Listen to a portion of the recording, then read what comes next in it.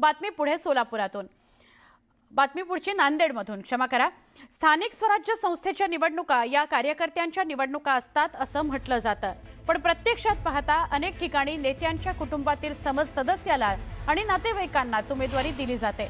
नांदेड जिल्ह्यात लोहानगर परिषदेच्या निवडणुकीमध्ये भारतीय जनता पार्टीने चक्क एकाच कुटुंबातल्या 6 जणांना उमेदवारी दिली आहे, ज्यात नगराध्यक्ष पदाकरता भाजपने गजानन सूर्यवंशी यांना उमेदवारी जाहीर केली आहे। नगरसेवक पदाकरता गजानन सूर्यवंशी यांच्या पत्नी गोदावरी सूर्यवंशी, भाऊ सचिन सूर्यवंशी, भावाची पत्नी सुप्रिया सचिन सूर्यवंशी, मेहुणा युवराज वाघमारे, भाच्याची पत्नी रीना अमोल व्यवहारे अशा एकाच कुटुंबातल्या 6 जणांना उमेदवारी दिली आहे। पक्षात घराणेशाही चालत नाही म्हणणाऱ्या भाजपने एकाच घरातल्या 6 जणांना उमेदवारी दिली, त्यामुळे तो चर्चेचा विषय बनलाय।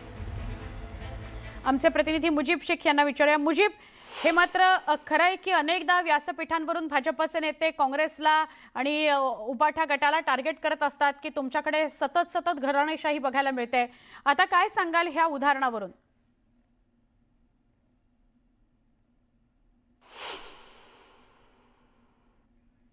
नेहमी भाजपच्या वरिष्ठ नेत्यांनी परिवारवादावरती अनेक वेळा टीका केली आहे, काँग्रेसला टीका केली आहे, विरोधी पक्षांवरती टीका केली आहे। मात्र इथं जर पाहिलं तर जे विद्यमान नगर अध्यक्ष होते त्यांच्याच परिवारातल्या तब्बल 6 लोकांना भाजपानं उमेदवारी दिलेली आहे। प्रथमच असा प्रकार नांदेडमध्ये घडलेला आहे।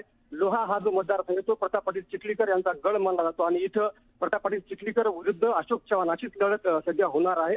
आता आपल्या सोबत याच मतदारसंघाचे आमदार प्रताप पाटील चिखलीकर देखील सोबत आहेत। साहेब, काय म्हणाल तुम्ही की लोहा मतदारसंघामध्ये पण पाहतो की नगर परिषदेमध्ये एकाच परिवारातल्या 6 जणांना उमेदवारी दिली भाजपने, शेवटी उमेदवार मिळाले नाही असा प्रयोग काही लोक करतायत।